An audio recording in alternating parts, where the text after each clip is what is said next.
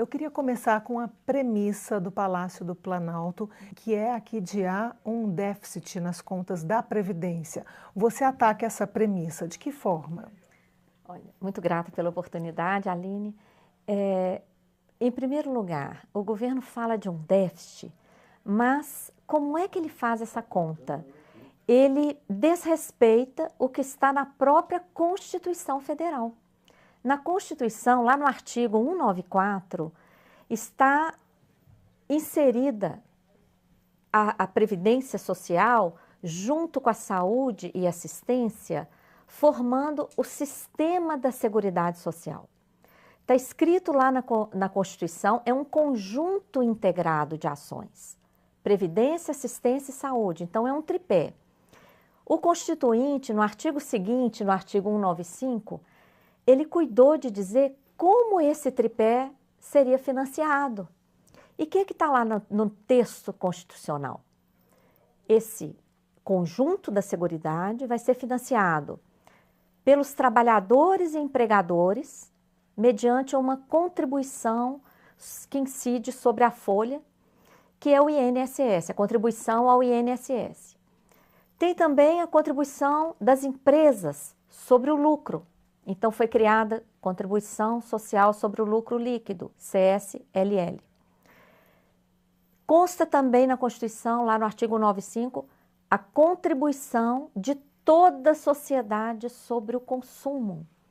Então, foi criada COFINS, Contribuição para o Financiamento da Seguridade Social.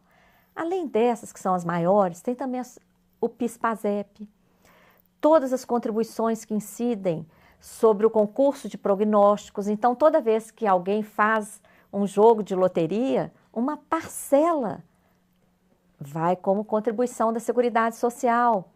Tem uma parcela que incide sobre importações, enfim, várias outras fontes menores, de tal maneira que quando efetuamos o cálculo honestamente, computando todas as contribuições que financiam a Seguridade Social e todas as despesas da saúde, previdência e assistência, nós temos apurado uma sobra de recursos de dezenas de bilhões de reais.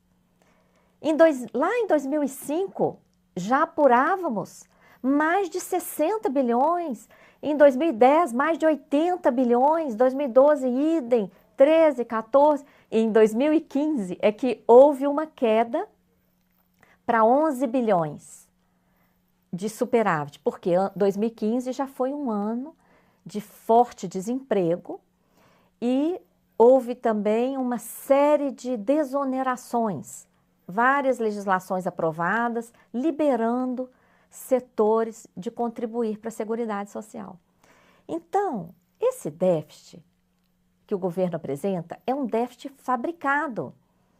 Ele pega unicamente do lado das receitas a contribuição sobre a folha, deixa de lado todas essas contribuições da Seguridade Social e do lado das despesas, ele pega somente a despesa da Previdência, que é a maior delas, é a maior das três.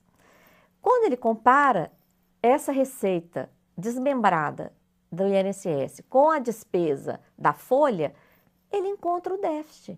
Mas essa conta é uma conta totalmente distorcida, que fere o que está na Constituição Federal em relação à Seguridade Social e ao financiamento proveniente de múltiplas fontes. Então, o argumento da auditoria cidadã da dívida é que o argumento posto pelo Palácio do Planalto, na verdade, é um argumento fiscal e não previdenciário.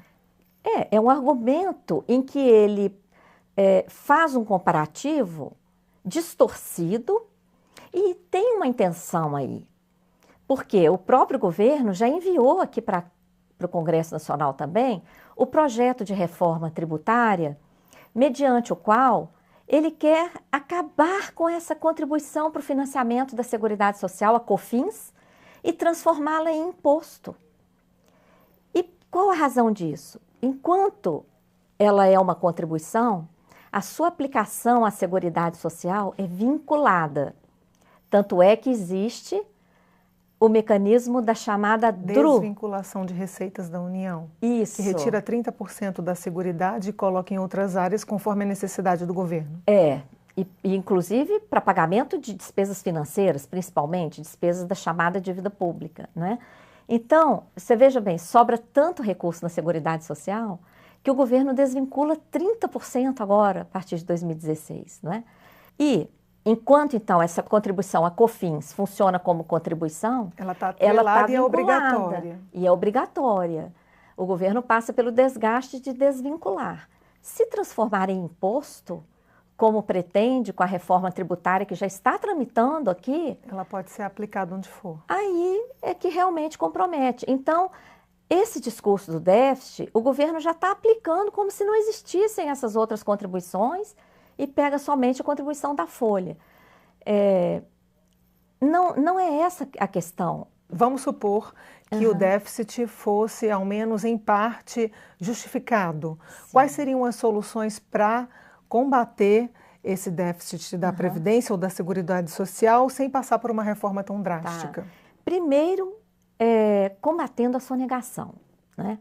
A lista de devedores da Previdência Social inclui grandes bancos, inclui grandes empresas. Essa lista é pública, não é? E vários bancos estão lá na lista de devedores da Previdência Social. Por que não há um investimento maior na administração tributária para efetivo combate a essa sonegação e cobrança da dívida ativa, né? Então, esse é um ponto. Outro ponto é a revisão das desonerações fiscais. Nós temos setores, por exemplo, como o agronegócio, um dos setores mais lucrativos aqui no Brasil. Está liberado de recolher contribuição. E olha que infâmia, libera o agronegócio de recolher e depois vem dizer que a Previdência do Trabalhador Rural tem déficit. Então, olha, é um contrassenso tão absurdo, né?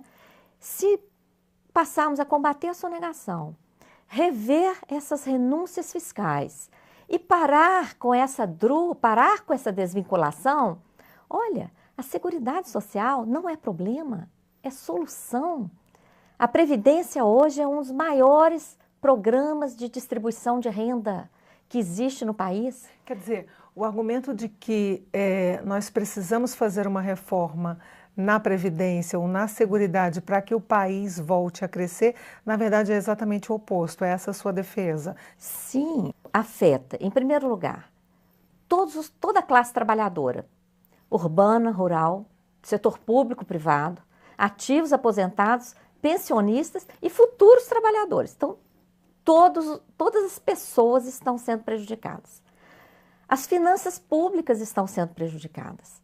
Por isso, toda essa falácia de déficit, falácia que está quebrando, está empurrando pessoas que têm a opção de contribuir para ficarem em dúvida. Será que eu devo mesmo continuar contribuindo? Aqueles trabalhadores que têm a opção de contribuir estão sendo incentivados por essa propaganda absurda. Porque, por exemplo, a não contribuírem. Maria Lúcia, eu vou entrar nos pontos específicos da reforma no segundo bloco, quando a gente voltar do intervalo, mas só o fator de 49 anos de contribuição ininterrupta, isso não desestimularia, por exemplo, pelo menos o profissional liberal que tem autonomia sobre a sua contribuição?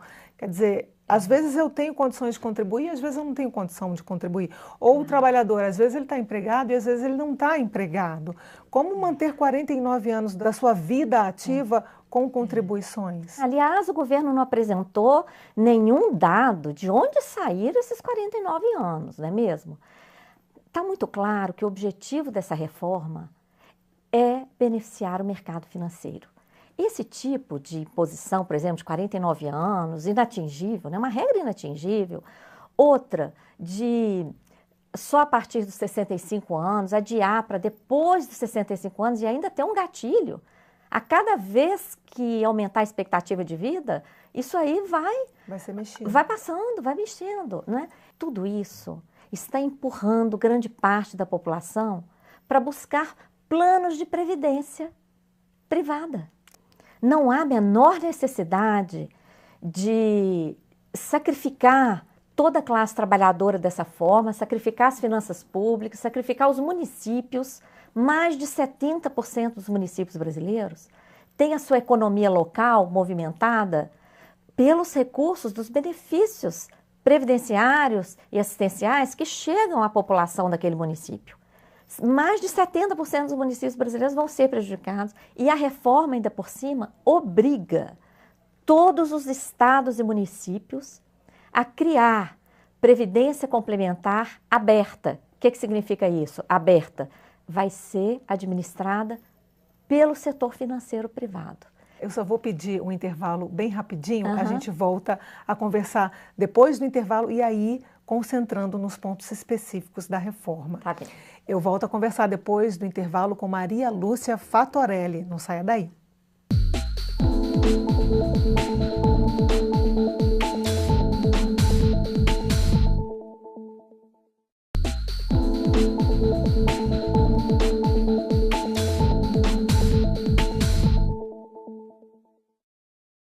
Eu converso com Maria Lúcia Fatorelli, coordenadora da Auditoria Cidadã da Dívida Pública.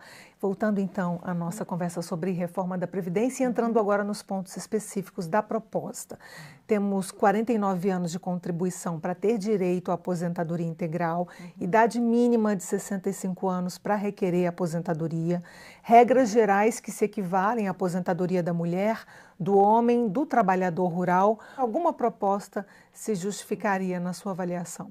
É evidente que nós defendemos uma outra mirada, uma outra proposta de revisão da atual situação, corrigindo, por exemplo, distorções que ainda não atendem ao interesse público, já que sobram dezenas de bilhões na Seguridade Social.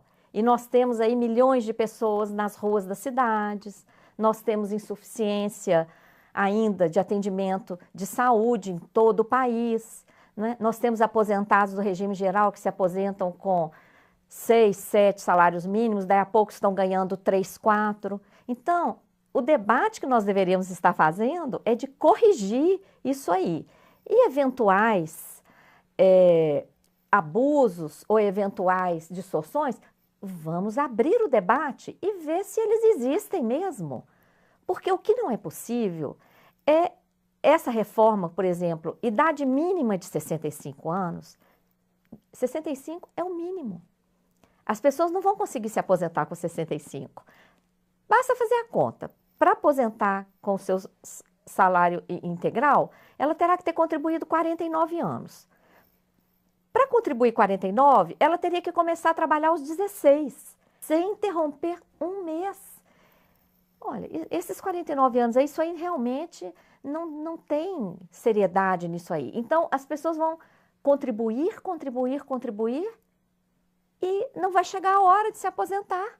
Em relação, Maria Lúcia, à idade que se equipara de homem e mulher para aposentadoria? Esse é outro absurdo, porque esse modelo capitalista, machista, não é, que não reconhece as diferenças que existem, né, sempre prejudica a mulher.